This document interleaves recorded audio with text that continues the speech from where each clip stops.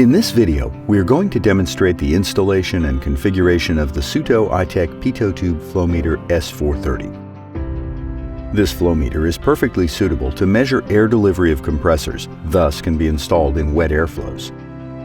It's inserted into the compressed air pipe under pressure through a 3/4 inch ball valve. Please ensure to have enough straight pipe upstream of the sensor. Details can be found in the instruction manual. Installation. Though in most cases the sensor is installed in horizontal pipes, if you have a vertical pipe installation, you need to consider two important issues. The flow must go from down to up.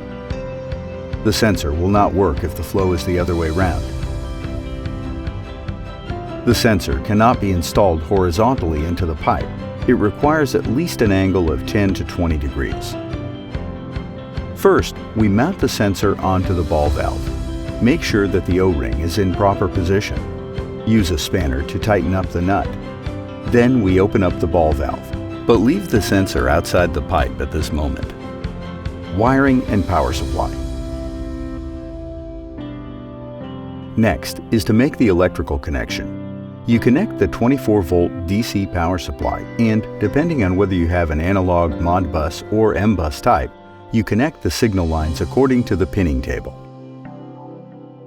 If you have ordered the sensors with the sensor cables, you can use the color codes to connect the signals to the right terminals at the monitoring system, which can be a PLC or any remote terminal unit. If you have a sensor with the optional integrated display, the display will light up as soon as the power is on. Configuration through the mobile app. A big advantage of the SUTO flow sensors is they all have a Bluetooth interface and a service app for Android phones. This is a very convenient way to make the necessary settings of the sensor before it can go to operation. The app is called S4CFS and can be downloaded for free from the Google Play Store or the SUTO website. We will now first demonstrate how to use the app. After startup, it will search for SUTO flow sensors nearby and list them on the screen. Behind each sensor is found a symbol in green or red. Red means you are not allowed to change settings, but you can watch the settings. To change settings, you must scan the QR code on the calibration certificate that came with the sensor. If you are a registered SUTO service engineer, you do not need to scan those QR codes. You have full access. Now select the sensor that matches with the serial number shown. After selecting the sensor, we will see the online screen with the current measurement readings. On the lower side of the screen, there is a button for settings, which we are going to use to make all required settings. Since we have connected to the sensor, we can now perform the settings. The first thing we must do is a so-called zero flow calibration. This is an absolute required step on every S430 flow meter because the sensors must be calibrated before use. Please check that the ball valve is open, but the sensor still stays within the ball valve and is not inserted into the pipe. On the app, we select Zero Flow Calibration and follow the steps. After this is done, we must enter the pipe inner diameter into the sensor.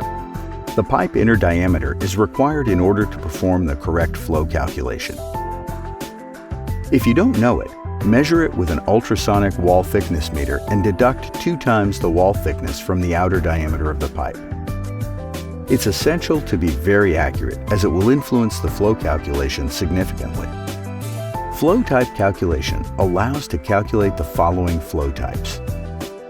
If FAD is selected, you must enter the intake conditions in a separate dialog so that the flow meter can calculate the free air delivery. If you enter the same intake conditions as specified by the compressor maker, you can compare the FAD measured with the FAD specified. Dry airflow will calculate the usable flow rate after the dryer by removing the water component in the flow. Flow is the standard flow measured, which is the default setting that is usually recommended to be used. The following settings are important to be checked and, if required, modified. Gas flows are always calculated to standard or norm conditions, which are close to ambient conditions. The reference conditions are not related to the pipe pressure or the temperature. Do not enter your pipe pressure or temperature under reference settings. This will lead to wrong measurements. Flow, pressure, and temperature units can be set. If you have a version with the analog output, you can enter the scaling for the analog output. By default, the sensor is scaled from 0 to max flow. There are a couple of more settings which are not relevant at this moment. Please check the instruction manual for more details. Finalizing installation. Now everything is ready to finalize the installation of the sensor. The next step is to insert the sensor into the center of the pipe. To insert it into the correct position, we will use the scale on the sensor shaft. How do we get the insertion depth? Here's how we do it. It's recommended to first measure the outer pipe diameter and the length between the top of the pipe and the end of the ball valve. We then do a simple calculation by adding to the length measured half of the outer diameter. The result is the insertion depth. We now press the sensor into the pipe until we see the calculated insertion depth just above the locking nut. When we reach the correct position, we tighten up the locking nut slightly, but not too much. Just enough to keep the position, because there's another step missing. We must align the sensor to the pipe. Make sure the flow direction matches up with the arrows at the sensor. When all is properly aligned, we tighten up the locking nut and the installation is finished. That's it. The installation and configuration is done and we're ready to measure. Thank you for watching this video.